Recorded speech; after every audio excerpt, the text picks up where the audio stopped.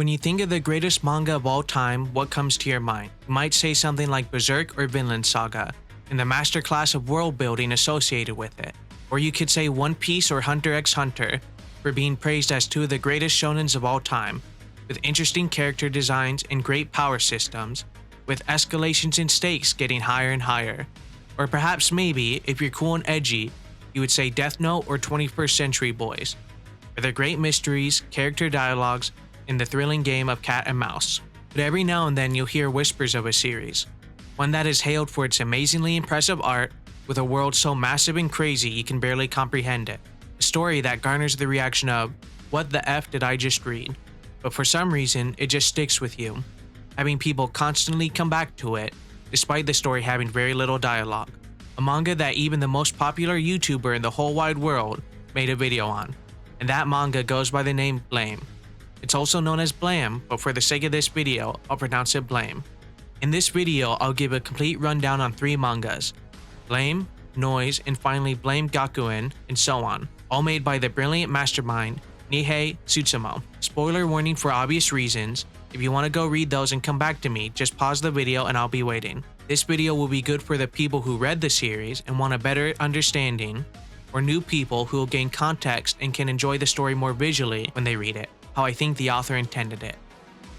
Speaking of the author, let me give you a little background on him. Nihei started as a construction worker in his early career, eventually going to college in New York to study architecture, a theme that is absolutely prevalent in all of his works, being inspired by the likes of H.R. Geiger, who is known for his work on the Alien universe, making several pieces of human-machine abominations, and Jean Giraud, known for his great work Mobius, where he created a wide range of science fiction and fantasy comics in a highly imaginative, surreal, abstract art style. But these inspirations barely scratched the surface of all the influences when creating the works Nihei has done. But in 1997, those all combined to what we now know as Blame. So without further ado, buckle up and let's take a deep dive into the ever-expanding story of Blame. We start the story with Killy accompanying a child when he's suddenly approached by a mysterious man, a man he immediately kills with his gravitational beam emitter. We learn that this man is after the kid's cells, and it seems like he's not the only one after them, as we see 2 strange beings tailing behind him.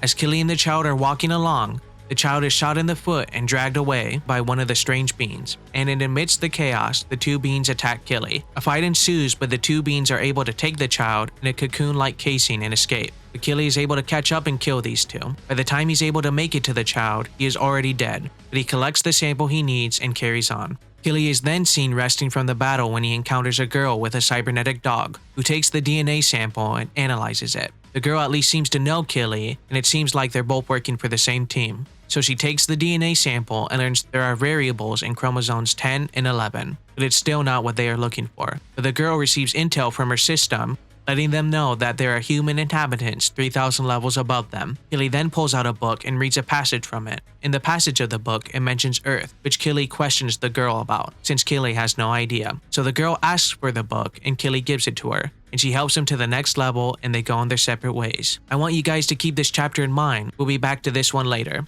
We then cut to a group of people known as techno-nomads, fighting what are called Watchers. Imagine basically a flying human bug faction. The group of people see that a Watcher disappeared from their radar, where they then find Killy, unconscious with a dead Watcher. So they take him back to their shelter, where Killy wakes up asking about the net terminal gene, which the group has no idea what he's talking about. He also asks if anybody is able to access what's called the net. Again, they have no idea. So now we know if people have the net terminal gene, it must also mean they can gain access to something called the net, but you have to wait longer to learn what that really means. During the conversation, more Watchers are attacking the human settlement, so everyone is in panic mode trying to escape. Killy steps up and destroys the Watchers and their hive, after it's shown to him by one of the girls, who were part of the original group of techno-nomads that found him. After the battle has ceased, the girl looks for Killy, but he is already gone. This is a micro chapter, and we see Killy fighting a robot that looks like it could be one of the inspirations for GLaDOS from Portal. While traveling, Killy is talking to this child. A group of people appear and kill the child. They then threaten and hinder Killy by tossing his gun and a satchel down a large staircase. The child reappears and kills everyone, but spares Killy and walks away. Killy proceeds further down where he encounters the aftermath of a battle. he sees a girl who is still barely alive. It's also implied he gets his satchel and gun back just fine. The girl sees he's looking for genes and makes a deal with him. If he helps her, she'll take him to an outpost that can copy gene cells. She plays a recording of the battle that took place, where we see the child from before being gunned down. We also learn that they are being attacked by beings called the Authorities. Killy has no idea what the Authorities are, but she is surprised because she only knows them as enemies of humanity. We also learn that the robots attacking them are called exterminators, which are a subset of the Authority. Think basically killer drones. You'll hear authorities, governing agencies, governors, administrations, safeguards, or controllers. They're all pretty much the same thing or the same faction, with different moving parts. I'll tell you more about them later. So while Killy is carrying the girl up to the outpost, they are attacked by exterminators. And by the time Killy beats them, the girl dies, but he does arrive to the outpost. Killy reaches the outpost and is trying to kill all the exterminators before they wipe out the villagers, but it seems like he's too late, with all the villagers already being dead. He sees more exterminators up ahead and sees two powerful beings absolutely wrecking them. The two creatures turn to Killy, a male and a female, and they seem to recognize him. Killy questions them, asking if they are responsible for this, and they state they are merely just passing through, and they reveal they are silicone creatures and are separate from the Authorities. But they did learn that the Authority views humans as nothing more than insects. Killy reveals he blew up a silicone nursery. He smiles while telling them this. This is one of the only 2 times he smiles in the whole series. So wanting revenge, a fight ensues. The male silicone creature warns the female about his gun, and Killy and the female silicone creature start fighting. Killy gets his head kicked into a pillar and gets knocked out. The male approaches and Killy bursts up and shoves the female into the opposing wall and shoots her. From the recoil blast of his gun, the building starts to collapse. The male silicone creature shoots him, sending him flying, which he uses the chance to escape through a vent and falls miles down into the city, landing on a pipe.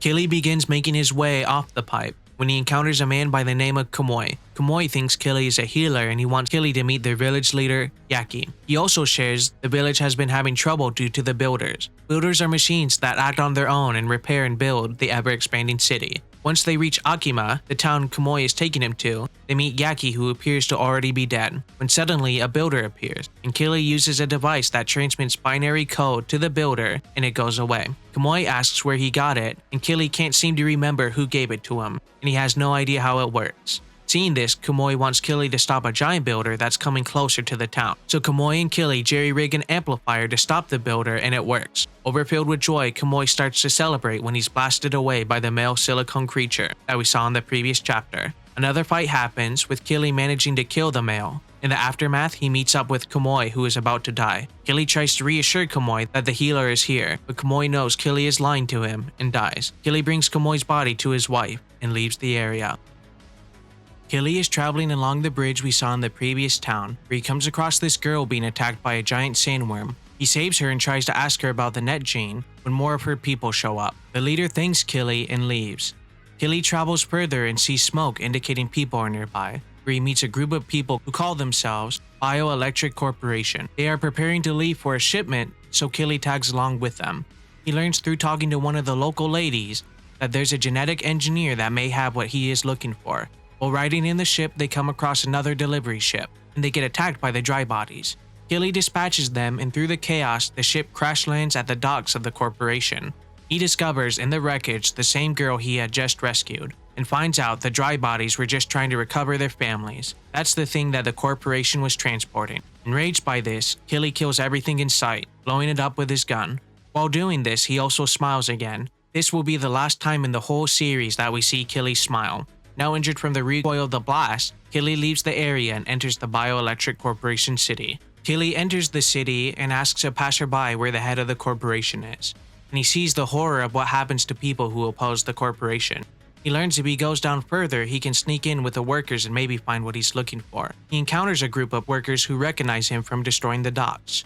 They ask for his assistance with his gun to destroy the corporation, but Killy refuses and is threatened and is attacked by the group, but he's able to beat them off and runs away, where he finds a pit where he sees workers being dumped, which he is then attacked by a robot guardian, and he kicks it into the pit.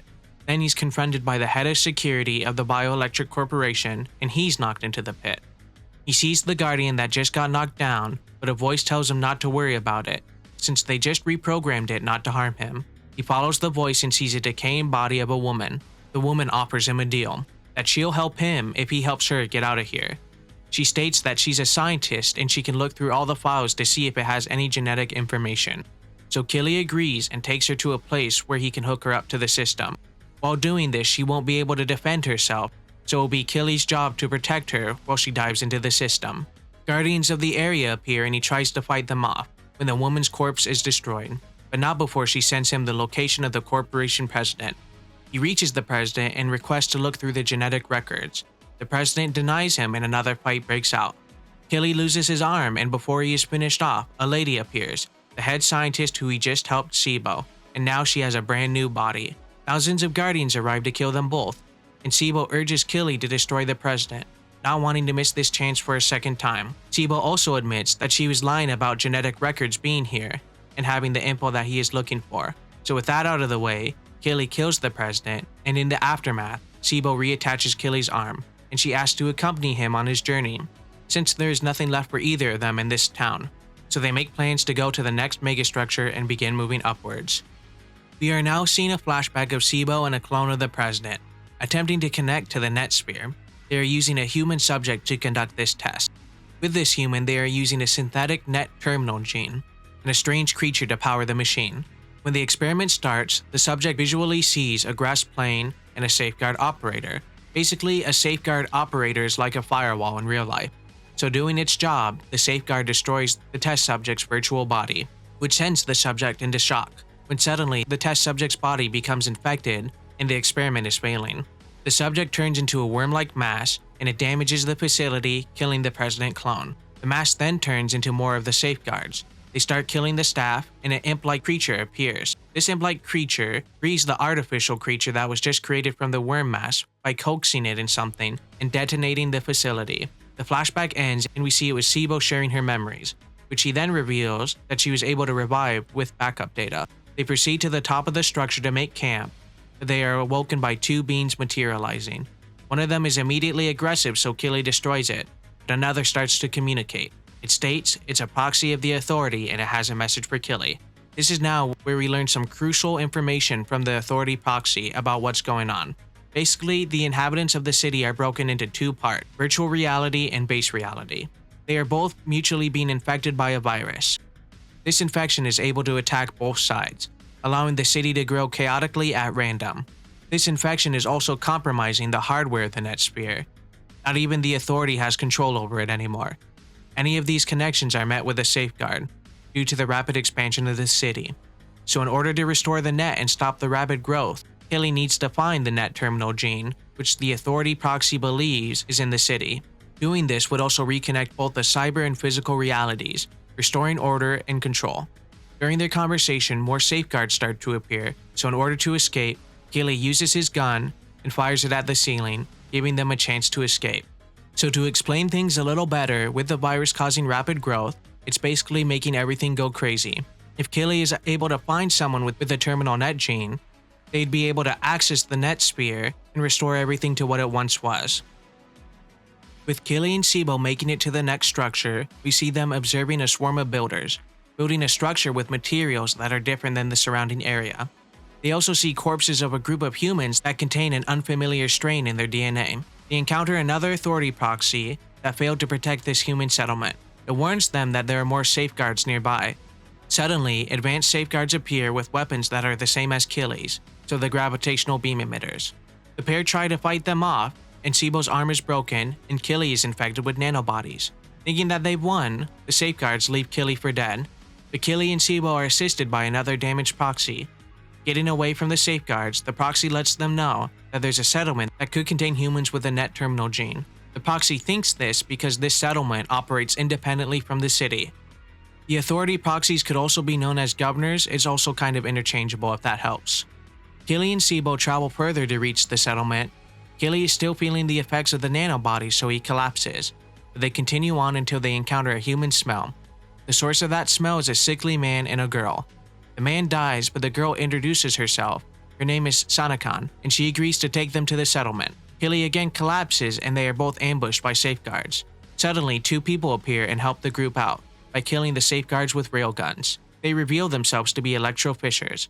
One is named Pops and the other is named Sutetsu, and they invite Killy and Sibo into their settlement to heal Killy up. This is also the same settlement that could contain the net terminal gene. So now the group travels to the Electrofisher settlement, where they take a rail train that stops and goes automatically. On the train they see a giant builder, and we learn that they don't directly act hostile towards humans, they just do their job regardless of who's there. They arrive at the village and it's a giant habitation built around a tower. Sibo reads the tower, and its name is Toa Heavy Industry. The two Electrofishers are absolutely amazed that she has this ability, the ability to read. They state that the ability to read has been lost to the Electrofishers for generations. The fishermen also recount their ancestors were called planters. These ancestors used to reside inside of Toa, but they left the area and were unable to return. Once at the village, Killy's left in the care of a healer named Zuru, where Pops takes Sibo to see if she can read what they think is the entrance to this structure, the same structure that they built their village on. Sibo is able to read the entrance, which simply states break the glass and open in case of emergencies. So this could potentially give the fishers access to their heritage. At the village, Killy awakens and discovers that through the infection of the nanobodies, Killy's body has reset. He now has an internal cybernetic system. Through this, he is able to now have visual indicators to see if people possess the net terminal gene or not. While this is happening, we cut back to Sibo and the two Electrofishers, entering Toa Heavy Industries, where it seems like gravity is applied in different directions. They head in deeper and discover a huge section where the surface resembles something of the old Earth, containing clouds and water. The group returns to share the news and to make plans for further explorations. Killy continues to use his scanner on other people when he tries to look at Sanakan. He has trouble analyzing her until it is revealed that she is a safeguard. Killy tries to warn everyone, but it's too late. Sanakan drops her disguise, and Pops, not knowing what's going on yet, goes to Sanakan to thank her for bringing Killy and Sibo to his village. But she severs his arm, and she starts blasting everyone she sees, changing her body into a mechanized form and brandishing a gravitational beam emitter. So a few things real quick. We now know the purpose of the safeguard is to kill anyone without the net terminal gene. Also, there is a Blame movie made back in 2017. It's in 3D, and this is the plot of that movie. It is made by Nihei, so it is kind of canon, but think of the movie trying to appeal to a more mainstream audience. Alternate universe, same characters, but slightly different story. I haven't watched it yet, but it got a 6.6 on IMDb and a 7 on my anime list. Killy starts fighting Sanakan, who is hellbent on destroying the village. Sibo warns him not to use his gun, because if he destroys Toa Heavy Industries, that would be catastrophic. Sanakan launches barbs into people, transforming them into exterminators. Once formed, they start killing the nearby villagers. Killy tries to tackle Sanakan, but she manages to pin Killy underneath her foot. She fires several beams, devastating the village. Some Electrofisher soldiers arrive to attack Sanakan. With that distraction, Killy breaks her foot and the soldiers manage to shoot Sanakan's weapon, causing it to blow up. They then proceed to fire squad her and finish her off. Then Killy gets up and goes to retrieve his gun, when Sanakan regenerates and transforms, now having butterfly wings, killing the soldiers. Before she escapes, she questions Killy if his functions have been fully restored. And everyone trying to recover, a builder appears and Killy is able to mentally communicate with the builder, surprising everyone around him. So Killy commands the builder to start putting out the fires. Sibo warns the villagers that the safeguards will be back soon and attack. So they make a plan to evacuate to the inside of Toa Heavy Industries. We see the healer Zuru preserving the bodies of the dead, an ancient tradition passed on to his people. With the preserving of their bodies, in the future they will be able to revive their dead. The group then makes their way to the entrance of Toa Industries, which is blocked by wreckage. So Sibo connects to Killy through a mental interface and learns the builder's language. In order to retrieve a big builder that she saw earlier, she can use this to remove the wreckage. The connection is intense, so it slightly injures Sibo, but Sibo goes to retrieve the builder anyway. While everyone is waiting for Sibo to return, a large creature emerges from the lower levels. So we find out this creature is a colossal safeguard, and Killy fires his gun at it. It's able to regenerate the blast immediately, and it starts to charge its own gravitational emitter beam. Sibo and the Fisher escorts return with the giant builder she went to retrieve. Sibo uses the builder to stop the Colossus and clear the blockage to the entrance of Toa Heavy Industries. The giant safeguard then launches maggots from its limbs to attack the group, but Killy manages to fend them off. But more tentacles appear and they start turning into safeguards. People start fleeing inside Toa Heavy Industries, and the Electrofishers form a fire line to defend the evacuating people. The giant creature then shoots a beam, and in that beam is a reconstructed Sanakan. Sanakan tells Killy that he is a safeguard, but failed at the registration process. That was the point of the nanobodies earlier. Because of this, he now has to be destroyed. Thus, they start to duel. Sibo, being at her limit due to her connection with Killy, collapses. Killy and Sanakon are still dueling. Meanwhile, the villagers are being overwhelmed by the safeguards. The giant safeguard is making its way towards the giant builder to destroy it. You find Sibo in a virtual reality filled with abstract organic machines. An authority proxy appears and explains the space Sibo is in. This space is an in-between of the net sphere and base reality. Think kind of like a purgatory or virtual reality. Sibo is here for some unknown reason, but we can assume it's because of her recent connection to Killy. Sibo's physical body is dying, but her mind may be able to stop the onslaught of the authority. The proxy brings Sibo to a vehicle mediating the attacks, so it's kind of like a visual representation of Sanakon and the giant creature, if that helps. If she connects to it, she can overload it, but the repercussions of this are unknown. She could remain in space for eternity, but Sibo chooses to connect to the vehicle anyway. If she's already dead in base reality, it doesn't really matter what happens. So with Sibo connecting to the vehicle, she begins to overload it. Back in base reality, Sanakon is about to kill Killy, but with Sibo's interference, Sanakon has a seizure, giving Killy the chance to blast her to bits. The giant creature and the exterminators also start to collapse due to Sibo, thus saving the remaining fishers and villagers. While Sibo is still in virtual reality, she asks the proxy if Killy really is a safeguard, but they are interrupted by safeguard entities. As the proxy is killed, he reveals that Killy predates the safeguards and is an agent of a system that came before them. Sibo's connection is then destroyed by the safeguard entities. Back in base reality, Killy finds Sibo's body, which then gets eviscerated, reflecting her injuries she just suffered in virtual reality. Due to this, the giant safeguard starts to recover.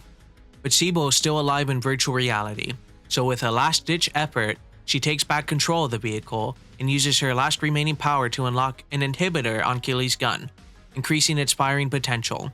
Back in base reality, the fishers are struggling with the entry hatch to Toa Heavy Industries, and Killy is doing his best to protect them. Seeing the giant creature approaching, Killy connects himself to cables from the exterminator's corpses and uses all the energy to fire his gun. An X appears on his gun, indicating it's different and more powerful. This, I also believe, could be called Cross Blast. The giant blast of his gun completely obliterates the head of the giant creature, and the gun penetrates miles into the city. The recoil of the gun breaks Killy's arm, and the floor beneath him shatters. When Killy climbs back up, he sees the place deserted and the hatch of Toa Industries open. He then sees Sanakon restored in human form. Seeing Sanakon, Killy is ready to kill her, but his scanner indicates that it's actually Sibo. Sibo, through virtual reality, reinstalled her mind to Sanakon's body, effectively escaping her death because her body would be dead right now due to the explosion. So the two try to enter Toa Industries but are pushed out by a door. They see an injured exterminator appear and try to enter, but it instantly dies. Sibo concludes that for some reason, safeguards are blocked and terminated from entering Toa Industries. So they both look for another entrance, and Sibo's body begins to decay due to the radiation. Sibo suspects they are getting too close to the mega structure. Sibo's body then begins to unmake itself. This is a result from a signal of the remnants of the safeguard. She begins to morph into the mechanized form of Sanakon's body without even being aware of what's going on. Sanakon is retaking control of her body. She then constructs her arm cannon and moves to attack Killy. But Killy, thinking on his feet, opens a door and tosses Sibo's body into Toa Industries. Toa's defenses activate and purge Sanakon from Sibo's new body, since Sanakon was a safeguard. Sibo then regains control as a version of Sanakon's body. So now, just to make things easier, Sibo is now in control of Sanakon's body without the influence of Sanakon's mind. It was two minds in one body, but now it's just Sibo's mind in control of Sanakon's body, hence her appearance change. The two continue on with the hopes of finding the fishers. Sibo's body seems to stabilize, but Killy is still wary. They discover a storage area with some old electro-fisher equipment in it, so the story of their ancestors being there before and living there seems to be true. The suits are much taller, compared to the very short fishers that they had just encountered, indicating the amount of time that has passed and the genetic changes since they left Toa Industries. Sibo tries to connect to a terminal control network, and immediately, an AI tries to counter-hack her, causing Sibo to basically eject her finger off in order to save herself. She learns that the AI seems to be psychotic, but she manages to get a map of the area before she is hacked. Sibo is also able to regrow her finger. Continuing on, the two encounter what Sibo thinks is more safeguards, since she's never seen what Killy knows them as. What they truly are, they are silicone creatures. These two silicone creatures know how Killy treats their kind, so they want to kill him and settle the ancient grudge between Killy and the silicone creatures. But sadly, we learned since Killy's gun is safeguard equipment, inside Toa Heavy Industries, his gun is nullified. We learned that one of the female silicone creatures is named Maeve, and the male is named Ivy. Ivy warns Maeve even without his gun, Killy is still dangerous. But the two silicone creatures are able to maim both Killy and Sibo, until a column of light materializes and two new beings appear, a lady with no arms and a knight.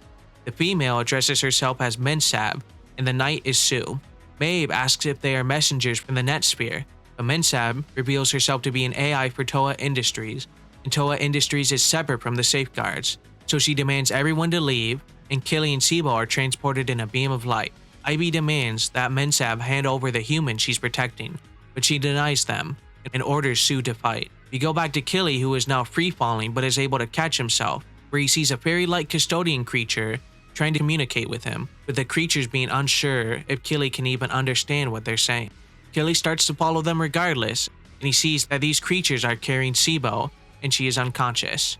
We then cut back to Mensab and Sue fighting the two silicon creatures.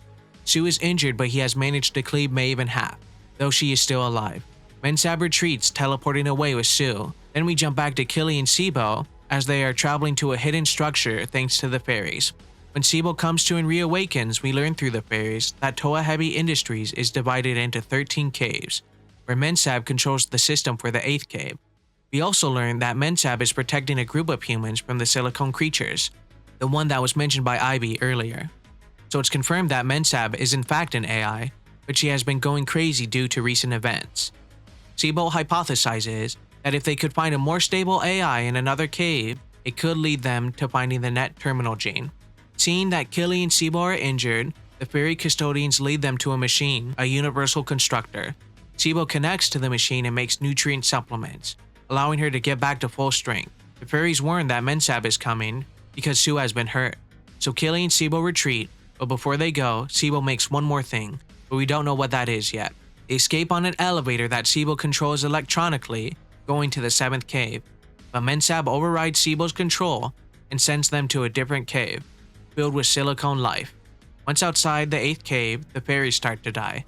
The elevator explodes and the two are falling through a giant space, where Sibo then sprouts wings like Sonicon did when she was in control of the body previously, catching Killy and returning to the 8th cave. Thanks to Sibo flying, the duo enters a tall shaft on their way to the 8th cave. With the shaft being too narrow, Sibo can't use her wings, so they start to fall to the bottom. Killy catches them and braces the fall with his superhuman strength. The fairies now reawaken since they are now back in the 8th cave. The two are able to ambush a silicone creature and interrogate it. Sibo finds that the creature's language model is very similar to the safeguards, while the auxiliary part of its brain is similar to humans. This silicone creature claims that silicone creatures are independent and separate from the net sphere, perhaps even predating the system entirely. He claims that they did not start the chaos, but maintaining it is essential to their survival. So in order to continue the survival of their species, they need to kill the humans to keep the chaos and the spread of the city going. Now this is where I'm going to talk about Noise.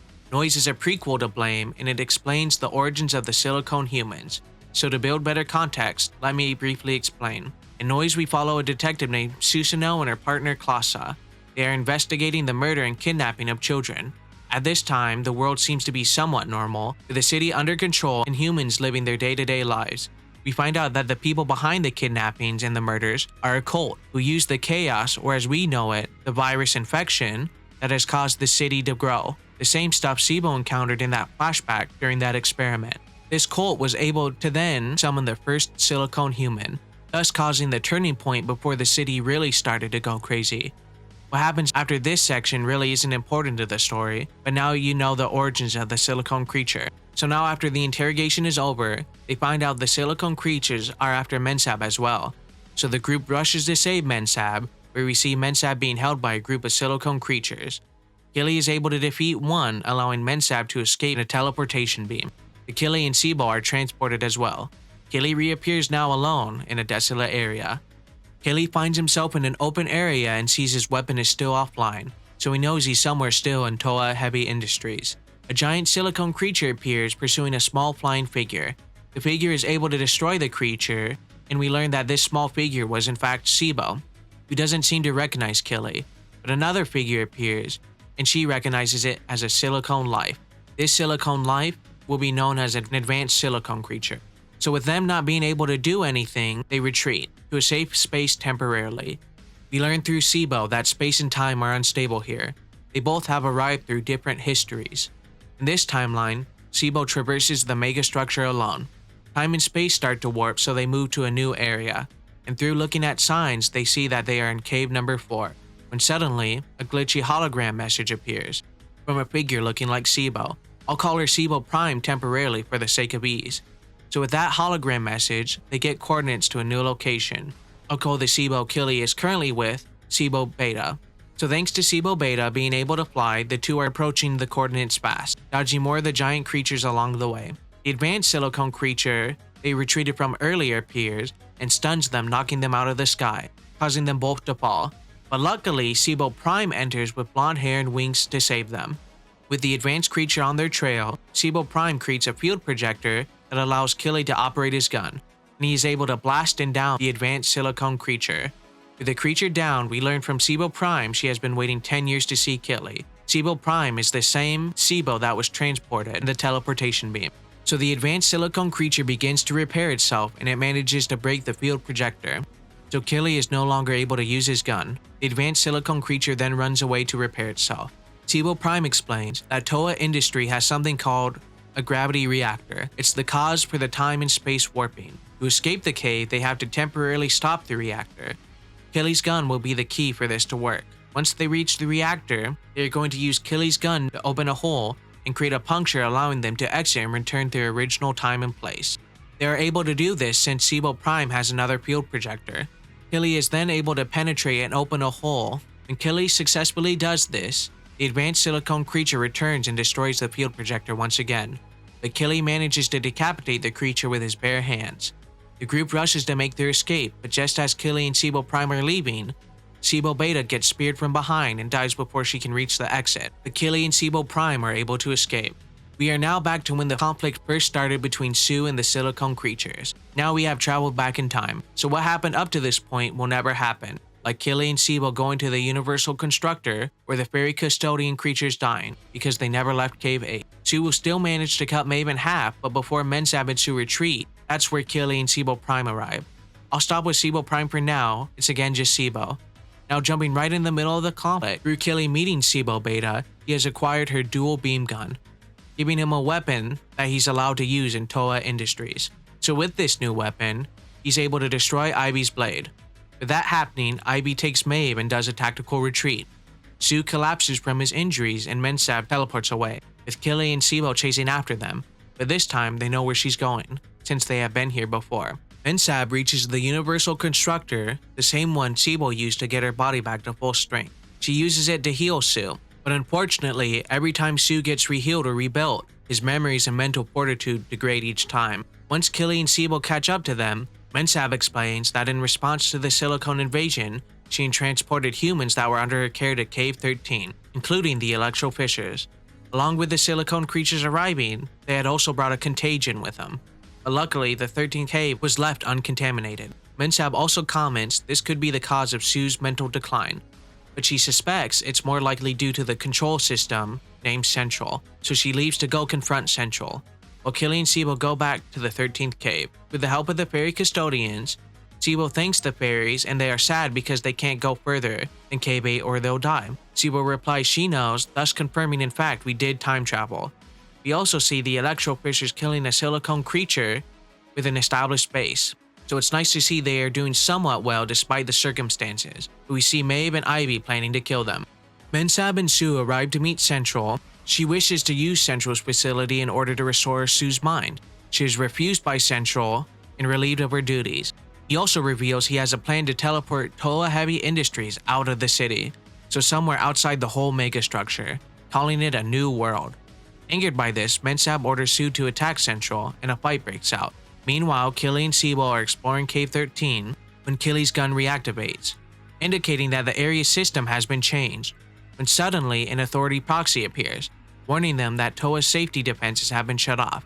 This is because Toa's agreement with the authority has been broken, which the agreement was if Toa Industries was to live a peaceful life within the city, they'd be protected. But since they are planning to leave, the agreement is no more. The authority proxy predicts this will end very badly for Toa Industries, causing any hopes of finding the net terminal gene to be lost. The silicone creature observes the safeguard invasion, seeing them slaughter electro fishers along the way. So while Killy and Sibo make their way to Central, Sibo is shot in the head, causing Killy to move on without her. Also, Sibo's injury makes her unable to concentrate on suppressing Sonicon, allowing Sonicon's mind to start to take and possess Sibo's body.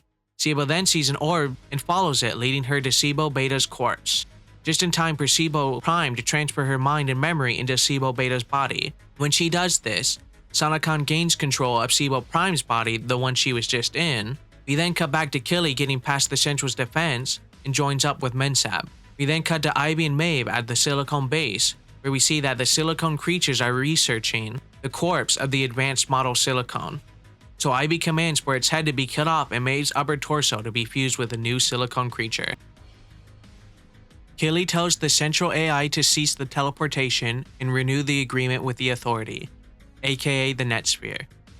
Meanwhile, Sibo, now in her new body, which is Sibo Beta's body, she attempts to fight Sonicon. While she's trying to do that, Maeve with her new body interferes, and Sibo loses a leg. Sonicon recovers first and fires her gravitational beam emitter at Central AI. From miles away, Sibo tries to warn Killy, who's still trying to convince Central AI to stop. He senses the incoming blast from Sonicon and returns fire with his own gun. Killy's shot hits Sonicon, but her shot hits the Central AI, devastating the Central AI in the facility. Taking advantage of this opportunity, Sue gains access to the Central AI repair equipment, or the Universal Constructor, and he restores his mind to full strength. Maeve and Ivy appear and start fighting with Killy. Killy takes on Maeve and Sue fights Ivy.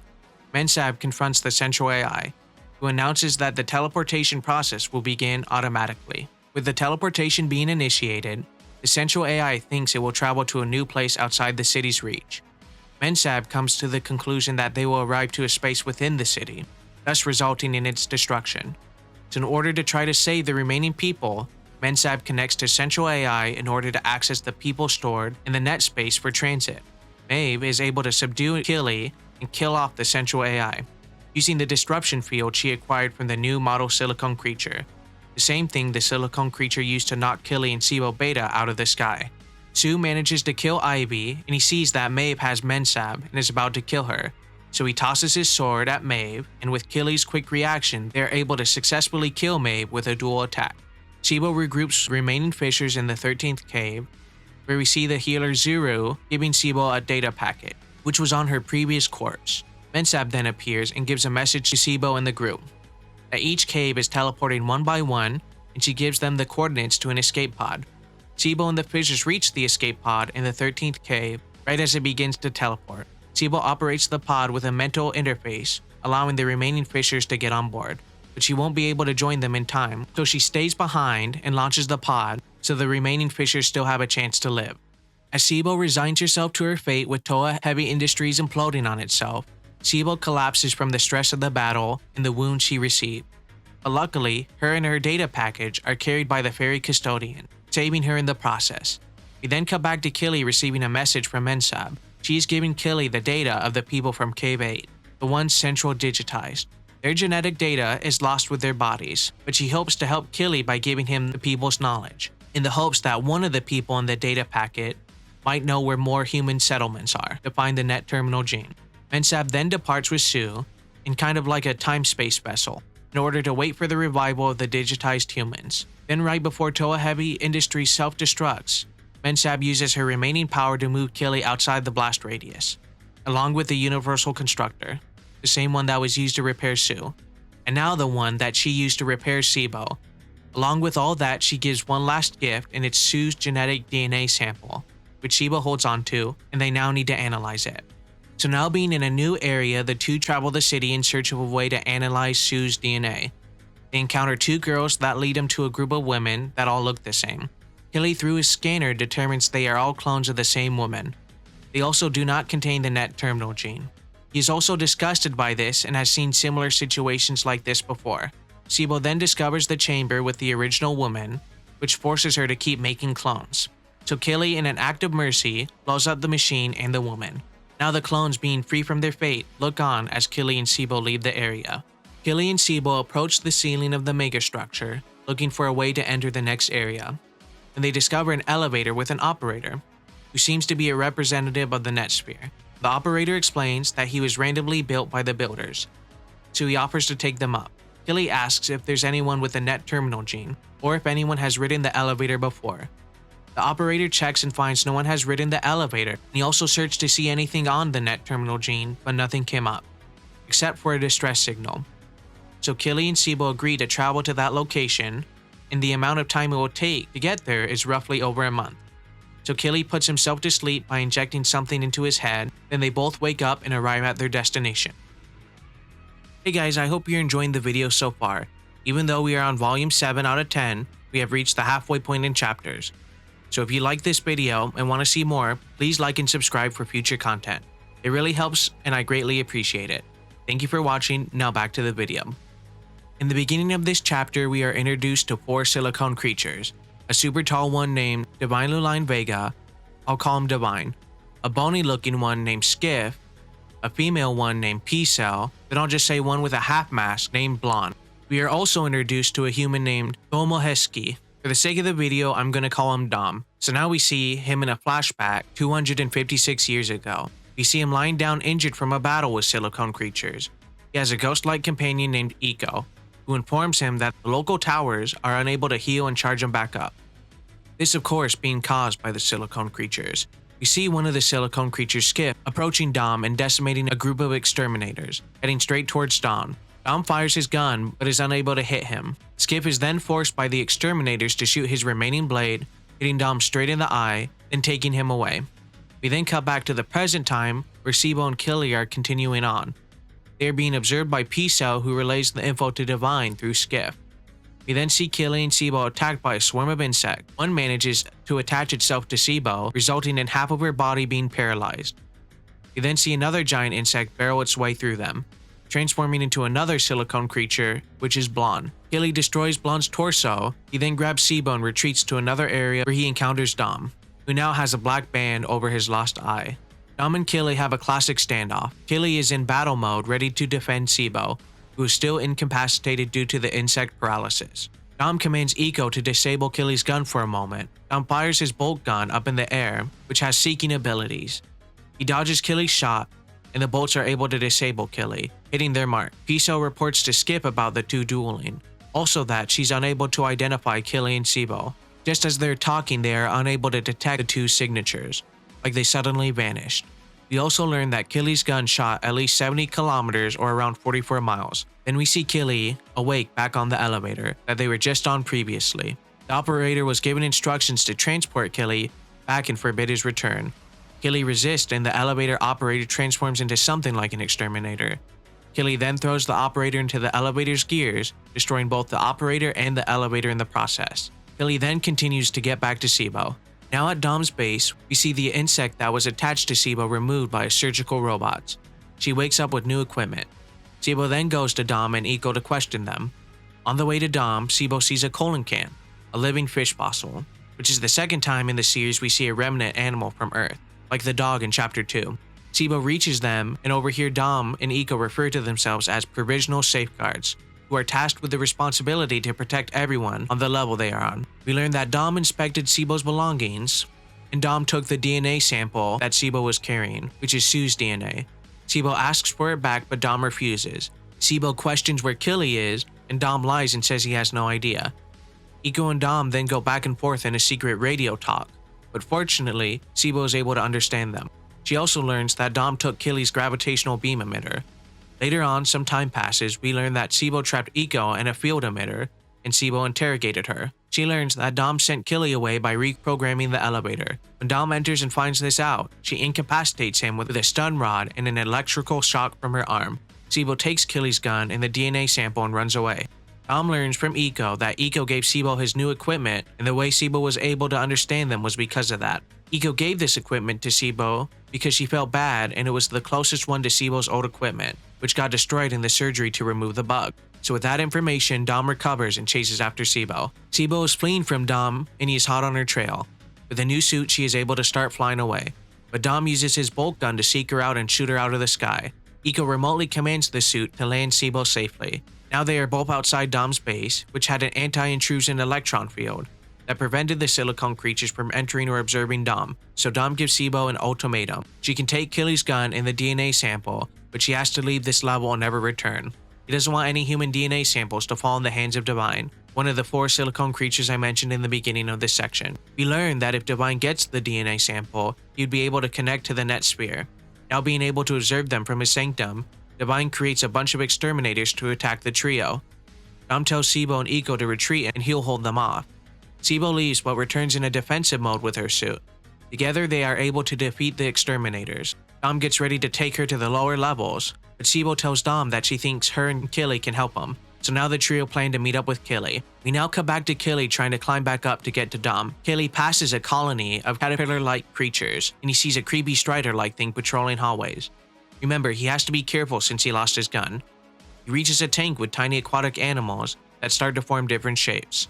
We see a symbol of the Authority and it starts to give Killy coordinates. We know this because it's the same symbol that was on all the other Authority proxies before. Killy follows the coordinates and discovers a safeguard vault, where he enters a security door and opens it, which leads him to an armory.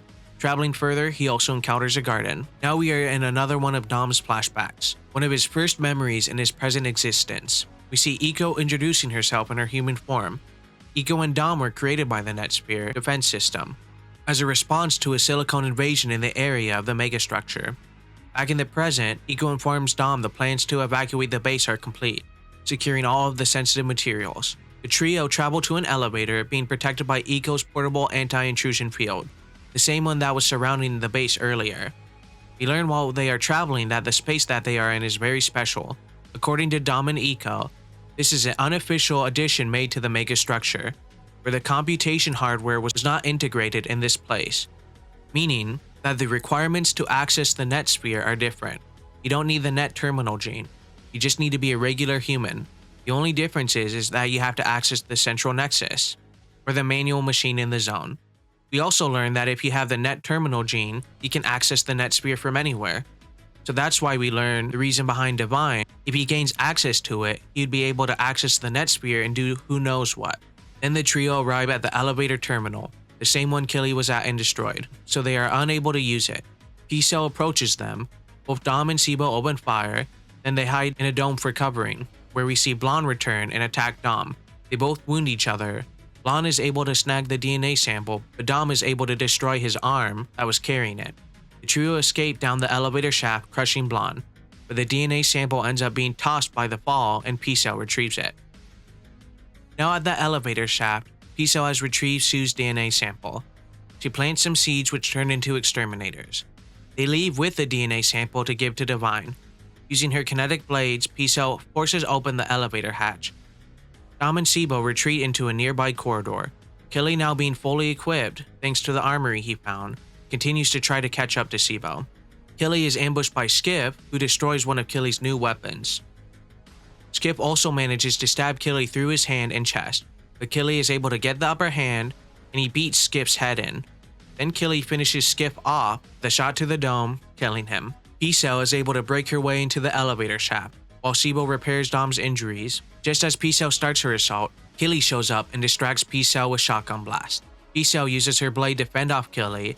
Now somewhat healed, Dom joins in on the fight, and they are both able to attack her, resulting in her head being blown off. The one who did it was Dom, who seemed to hesitate at first. P-Cell retreats and reassembles somewhere else, but the strain is too much and she collapses.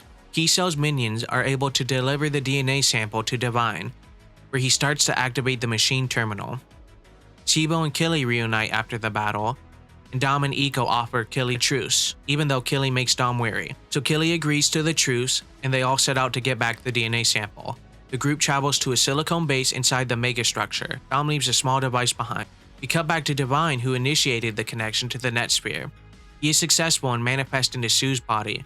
An Authority proxy appears and denies his entry, but Divine is able to hack through the restrictions that are in place and starts moving.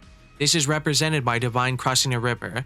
This all takes place in virtual reality. The proxy tries to put more defenses and restrictions, causing the river to widen. This doesn't seem to have an effect on Divine. Then Killy and the crew arrive at the silicone creature base. Now commencing their raid on the silicone base, the group is met with defensive measures. A giant walking mouth appears and tries to eat Sibo, but she is pushed out of the way by Dom and Dom loses an arm. The walkway under Sibo starts to transform. Iko, seeing this, goads the monster to come out all the way, causing it to fall, and Sibo is able to retrieve Dom's arm afterwards. Killy and Dom are then surrounded by centipede-like creatures and more exterminators. After fighting for a while, Killy sees the creatures are being created by a watchtower. Seeing this, he is then able to bust the watchtower with his gun and blow it up. Dom then retrieves his arm from Sibo. Now fully in the silicone base, Sibo and Iko begin to hack the terminal in order to stop Divine, who is getting closer and closer to his goal. Sibo and Iko both enter the virtual reality, but Iko meets resistance from a ghoul-like silicone creature. While what Sibo sees is the microaquatic creatures, similar to the ones Killy interacted with that gave him the coordinates to meet up with Sibo. They are able to open up a wall that directly exposes Divine to Sibo. Dom and Killy continue raiding on the base in order to assassinate Divine. They are interrupted by P-Cell. P-Cell manages to incapacitate Killy and Mango's arm. Then Dom and P-Cell gravely wound each other. P-Cell dissolves to reconstruct nearby, but due to Killy shooting that watchtower, she comes back deformed. Both P-Cell and Dom then collapse from their injuries. Back to Divine, the authority proxy reveals that Divine's connection is being delayed, giving the crew outside in base reality enough time to stop him. Dom, using the last of his strength, uses an energy weapon in his arm to kill Divine, but before Divine dies, Divine is able to retrieve data about an advanced safeguard unit. Sibo connects with this data and in base reality starts to change. Also, something I found out real quick, turns out Divine is a girl thanks to reading Blame Gawkin and so on. So if you didn't know, now you do. So with Divine dead and the connection broken, we see Dom trying to recover. We see Sibo's body transforming in a pod, turning into a safeguard being. With Killy still being incapacitated, Iko requests that Dom take Killy's gun. He does so and aims it at the fetus cocoon. He attempts to destroy the pod but fails. We then see his head decapitated and Sibo emerge in a new form. Killy is able to recover and goes to confront Sibo in her new form, not knowing if she is friend or foe. Sibo casts a bolt of energy at him, so Killy retrieves his gun and shoots her, only to notice that the bolt that just hit him healed his arm. P-Cell, with her remaining strength, tries to kill Killy, only for him to turn his attention to her and finally kill her for good. Then the core of Sibo's body starts to change and activate, and it creates a column of energy that surrounds the whole area. Now fast forward in time a little bit, we see Killy's body burning and being melted in the silicone-based wreckage.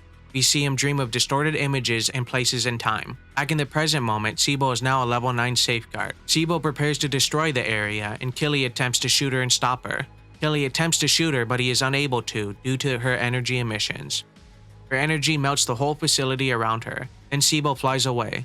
We then see the river from the virtual reality deserted, representing the invasion of the silicone creatures to be over. Later on, we see Sibo climbing, clearly weakened from the experience. We're in a big surpriser twist, we then see Sanakan in a new outfit looking more like Killy, tracking down Sibo. She's also carrying a gravitational beam emitter, just like Killy has. We now see Killy lying in the aftermath of the wreckage. He dreams of the girl with a dog from chapter 2, along with some other safeguard-like figures. His body takes 14 years to repair itself. Once repaired, Killy sheds a cocoon, revealing him in a new suit, looking more like a proper safeguard. Now being stronger, he goes through the wreckage and finds his gun. He establishes a link with his gun, unlocking a new mode within it. While testing out his gun, he tears and mangles his arm due to the new recoil his gun emits. He then travels to an energy cluster and recharges himself and his gun, draining the whole area of energy. While traveling through the city, Killy is contacted by a detached head of a builder, who through a mental link shows its memories of discovering Sibo. In the memory, the builder spots Sibo's winged figure flying when she collapses to the ground. The builder offers Sibo some type of tool in an attempt to help her. Sibo regains her consciousness, but it seems like her mental state is void, with the mental state more like a child repeating the builder's words. Still in the memory flashback, we see the builder patrol with Sibo, stopping to recharge itself every now and then, when suddenly Sibo's core activates and she passes out. Then Sanakan appears and starts to communicate with the builder. When she learns the builder can speak, she asks where the radiation energy is coming from. The builder lies to Sana-kan in order to try to protect Sibo and hide where she is. Sana-kan then shows the builder a badge and the builder obeys her. The builder is now showing Sana-kan where Sibo is. On the way there, Sana-kan encounters a silicone creature. It launches a grenade from its face, but she is able to dodge the blast and break the creature's neck. We then see another silicone creature stalking a room where Sibo is resting. Still not all there mentally, Sibo inspects the silicone creature outside that was stalking her. When the creature attacks Sibo, it uses corrosive bolts that create growths. But luckily, just in the nick of time, Sana-kan appears and moves Sibo out of the way. Sana-kan shows her credentials to the silicone creature, stating that she's an authority agent. She declares that this is a restricted area for silicone creatures. The creature attacks Sana-kan, who almost gets shot by one of those corrosive bolts, almost losing her foot in the process, but she is able to escape while carrying Sibo. Now in a safe place, Sana-kan attempts to connect mentally with Sibo. She searches through Sibo's mind for any personality. She sees that Sibo's mental patterns are in a disarray, even though Sibo is at least able to remember her name. Sana-kan tells Sibo that her body's core is very important, especially when Sibo learns how to use it. The builder tells Sibo not to trust a member of the authority, when suddenly we see Sana-kan sniped in the head by the silicone creature. He then decapitates the builder's head. Still trying to protect Sibo though, the builder uses its body to defend Sibo, but sadly its body is blasted apart. But with the builder's defense, it gave Sana-kan enough time to recover and destroy the creature with her gravitational beam emitter. Sibo then mistakes Sana-kan for Killy, showing us that her might not be completely lost. The hunter is able to recover and fire another bullet, but Sana-kan is able to catch the bullet and switch her gun into X mode, or cross mode, the same mode Killy used to kill that colossal silicone creature all the way back. So using X mode, she decimates the hunter's silicone creature and everything else in that line of fire. Sana-kan then takes Sibo and leaves. Now we see that's where the builder's head was when Killy showed up. After the builder finishes sharing its memories, it shuts down. Now continuing his travel again, we see Killy fight and kill some different creatures, until he enters this building and hears a voice that draws him to a corpse. On this corpse, the voice comes from a small device running an instance of the corpse's mind. The brand name on the device is called Mori. With some hesitation, Killy takes Mori with him. Killy then sees a wandering robot and follows it into a strange room. Mori informs him that the exit to this room is visible on another spectrum. The area also has some false surfaces, including a staircase with a pit trap. Killy is able to catch up with the robot, which is in a residential area with more strange machines. Killy asks if there's any humans nearby when they lead him to a human corpse, connected to the area's control system. Mori hypothesizes that the person rebuilt these builders into robots that now populate the area they see now. Killy then travels to a giant staircase. While resting, Mori tries to trick him into connecting her into a port in his brain that will allow her to take over Killy's body. Killy binds the device shut and continues on. Once on top of that staircase, Killy sees an empty space so vast he can't see the limits of the area. He only sees darkness. While traveling in this dark area, Killy comes across a lone silicone creature observing the area. The silicone creature states that this is the first time he has ever seen any organic life. The creature theorizes this area once housed raw materials to build the city, except for a central tower that is still operational and it's defended by safeguards. Killy kills the observer and is questioned by Mori. He states the reason for killing him was simply because he was a silicone creature, and Killy continues on to the tower. Killy fights hordes of exterminators on his way to reach the tower. While climbing the tower, he is encountered by a safeguard unit that acts like a siren. She emits a strange signal that stuns Killy for a second, but he recovers and kills her. Killy then reaches a junction at the central tower. Killy boards a platform that takes both him and Mori to a higher level, where he sees a safeguard watchman, which attacks him using pretty much anything at its disposal. It also carves a symbol of the safeguards into a wall with one of its blasts. Killy withstands these attacks but loses an eye, but he manages to kill the creature with his gravitational beam emitter. We now see Sana-kan cleaved in half by a group of silicone knights. Their weapons and shields reflect the gravitational beam emitter. These knights are able to cleave Sana-kan and capture Sibo. Upon her death, Sanaka's mind is transferred into cyberspace, where an authority administrator debriefs her on the situation. The authority has another plan to retrieve Sibo that does not involve Sana-kan anymore. She is then dismissed and stripped of her duty as an authority agent. Sana-kan begs for another chance to save Sibo. The administrator grants her freedom to download herself back into base reality, but warns Sana-kan that with her status revoked, the authority will no longer back up her mind. and neither will the safeguards since she left them to join the authority, which means once she dies, this time it's for good. Sana-kan then re-downloads back into base reality as a free agent, with an upgraded version of her safeguard body. Meanwhile, back with Killy, he is contacted by an authority representative. The authority uses Mori to communicate with him, and the authority claims that Sibo's new level 9 form can be used to save the city. So the authority gives Killy coordinates to find Sibo, who also warns him about the Knights as well. Now we see Sibo has been captured and dismantled by a group of silicone creatures. They seek to isolate and control her body, deep within a silicone creature base. They also report in Sibo's core there is something growing within it. Killy rides an elevator set on saving Sibo. Sana-kan invades the base, and the silicone Knights move in. They mount their shields to reflect the beams of her gun, which they were successful in doing before. But now due to Sana-kan's upgrades, she is able to blast through them. With her blast, she is able to infect one of the Knights with nanobodies and enslave it. Now with a Knight to assist her, she uses the Knight to slaughter all of the silicone creatures. But a silicone enforcer arrives and destroys the Knight. Sana-kan makes her way into the inner sanctum to confront the leader of the operation. The commander attacks Sana-kan with a javelin, severing her leg, but she is able to destroy the commander by hitting him point blank with her gun. Sana-kan reassembles Sibo's body and carries her out, destroying the area as much as possible as she goes. They land in a safe-ish area, and Sana-kan comforts Sibo. She informs Sibo that the core within her is their child. Behind the duo, an advanced exterminator suddenly appears. Now this might be slightly confusing on why Sana-kan is saying their child. No, they didn't do it or anything. It's because at one point the body Sibo is in was Sana-kan's. So that's why Sana-kan says their child. And thanks to the chapter title, we now know this is a first-class exterminator. It sets its sight on Sana-kan, and its goal is to destroy Sibo and her core. Since Sibo was created illicitly by being constructed through the hacking of the Netsphere, the exterminator destroys Sana-kan's weapon and pins her to a wall, constructing a corridor around the duo. The exterminator traps Sana-kan in place, but Killy arrives just in time before the exterminator eats Sibo's core. He fires a blast, but the exterminator recovers quickly. Before Killy fires another shot, the exterminator severs his arm, and it also creates a static field around Killy, immobilizing him. Sana-kan, seizing the opportunity with the first-class exterminator distracted, she breaks her hand free and launches her own hand into the field, destroying it, allowing Killy to be freed. The exterminator moves the field towards Sana-kan, scorching her body. Killy unlocks the full capacity of his gun and wipes out the exterminator, which also destroys the area around him. Through the ashes and wreckage, Killy finds Sana-kan and Sibo. Through her dying breath, Sana-kan tells Killy to take Sibo's core to a place outside of the infected zone, and Killy finds Sibo dead and her body turns to dust as he touches her. We are now in a new instance, where we see Mori in a human body. She's in a virtual reality that portrays a twisted medieval village at night. She walks among sleeping villagers who she can't wake up. Mori can't recall who she is or how she came here. She meets a golem figure that claims to be an AI toy.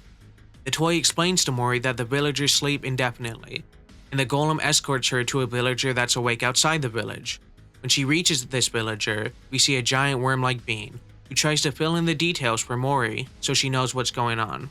They are in a present reality that represents an emergency storage of fragmented personalities. Mori starts to recall that her mind was transported by an authority proxy. Through this proxy, Mori learned that Sibo's core contained an embryo based on genes from both Sibo and Sana-kan. She describes to the worm who Killy is. Once he brings the core to a place outside of infection, the embryo will start growing. The people here in this spiritual land have no indication what happens in base reality, but the worm recognizes who Killy is. He then comforts Mori by saying they will know if Killy achieves his goal or not. Now we have reached the final chapter. In an unspecified amount of time, we see Killy missing a leg, but with a repaired eye. Killy travels to an area with moisture and rainfall. He fires into a shaft that he sees, killing a safeguard agent that's pursuing him. Another agent follows Killy into the shaft and sees the body of his fallen comrades. The agent is able to ambush Killy in the tunnel, blasting him in the head. But before he falls, Killy is able to kill the agent. Now lying in recovery, the water levels in the tunnel rise, sweeping Killy away. Killy is then swept into a water reservoir where he floats upwards in an open ocean. When he is floating near the surface, he begins to see a light. The core from Sibo's body starts to activate, indicating that Killy made it outside of the city, outside the area of infection. The embryo starts to grow, and in the final page of the manga, you see Killy fighting and defending a child who is wearing protective gear. Now to wrap up any loose ends or theories I can find real quick that I haven't already covered in this video. There's talk or speculation of 3-ish endings in the manga. The first one, which I just explained, where the story ends in the final chapter, chapter 65. He's just escorting a child to safety, who also presumably contains the net terminal gene. That's theory 1. Or theory 2, if we go all the way back to chapter 2, where Killy meets the girl with a dog, and the child he was with in the beginning was the child from the embryo. Something of a time loop. But this is most likely due to the author fleshing out and experimenting with the story before he really knew where Blame would end up. Or the third ending, which I think is most likely, is this. In the manga Blame Gakken and so on, there's a chapter called Blame 2, so I'll explain what that's about. The story is set long after the events that took place in Blame, thanks to who people refer to now as the mythical Killy. Humans have regained control of the city and have begun hunting silicone creatures. We see an incarnation of P-Cell living for 30 years in a silicone creature settlement. They forbid any silicone creatures interacting with a net sphere. That is until P-Cell is forced to flee when a group of humans attack her. She manages to escape with 7 other silicone creatures, but they are eventually hunted down until it is just her. P-Cell on her travels is carrying a pod that contains her tribe's DNA and data to rebuild her village. So now P-Cell arrives at a place in the city with a giant hole. It has not been repaired by the builders. The hole, P-Cell speculates, it was made by Killy. This also implies that the city has a finite size. It's no longer expanding. P-Cell accidentally wanders into a human settlement where she is nearly killed. Unable to move, she goes into standby mode for 47 years, until a miniature builder wanders by her, which gives her the chance to hijack the builder and repair her body. She then continues her journey until she reaches the outer regions of the mega structure, which is breaking the teachings of her tribe. P-Cell continues forward when she is attacked by a group of exterminator units. She's able to hold her ground until a high-level exterminator shows up, but suddenly it's blasted away by Killy. P-Cell wakes up around the outer surface of the city, alone, but she presumes it was Killy who helped, and now knowing that Killy is real, she morphs her body and leaves the city, going into outer space and looking for a planet to rebuild her tribe. That's why I think this ending is most likely. Killy is able to restore humanity and stop the expansion of the net sphere. Also, almost all the silicone creatures are gone. It doesn't sound too bad for Killy, does it? But you tell me, which ending do you think is most likely? So there you have it, the complete story of Blame. I hope that you guys enjoyed the video. To those who stuck around to the end, thank you very much. Hopefully this was a comprehensive guide and you're able to understand and appreciate Blame a little more. I made this video mainly because I didn't see anyone else covering this manga with as much detail. And now that I did, I see why. But it makes me appreciate this manga even more. It definitely felt like a Herculean task though. So needless to say, the next video will be a lot shorter. It'll be about the manga Mr. Macho My Classmate, so stay tuned for that. Thank you for watching, please like and subscribe, and I'll see you guys next time. Peace.